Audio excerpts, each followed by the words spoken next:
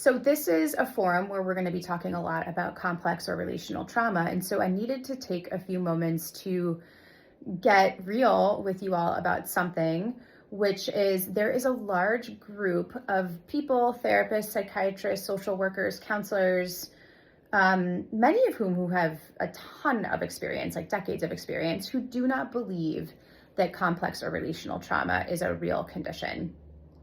And, those of us who work in the field know this, we're aware of it. And just wanted to kind of point that out here and really be transparent about that as we go into some pretty in-depth conversations about this topic.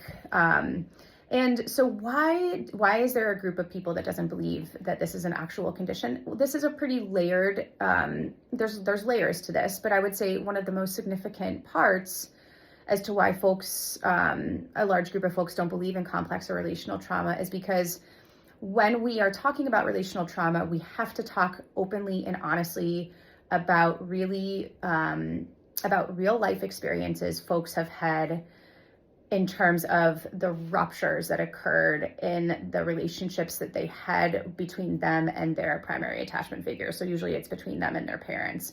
And these can be these are pretty harsh realities, experiences that people talk about, about their experience with ruptures occurring with and these are consistent ruptures. This is not like a one-time rupture. This is like consistent rupturing over a childhood, over adolescence, even into adulthood. And so we have to have honest conversations about that. And so in doing that, sometimes we have to speak about our parents and our attachment figures in a not so flattering light. And that's really hard to hear and digest. And so a lot of folks in this camp that don't believe that complex or relational trauma is a real condition, they really firmly believe that there is a group of us, meaning therapists, providers, behavioral health, whatever, clinicians, that are really hell-bent on parent shaming and challenging parental authority. And we are also the same group that is really focused on creating a generation of children with quote unquote learned helplessness. And so you'll notice that I'm putting this into quotes right now. So I'm actually taking direct quotes out of the op-ed last week in the Washington Post.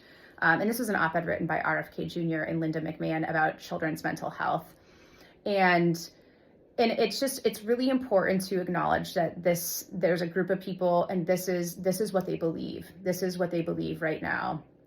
And they are very kind of firm in their beliefs on this, that this is a made up condition. So I'm bringing this up because it needs to be acknowledged and discussed in here. I'm not sure if it will ever come up in the comments or in another way, but I'm absolutely aware of this.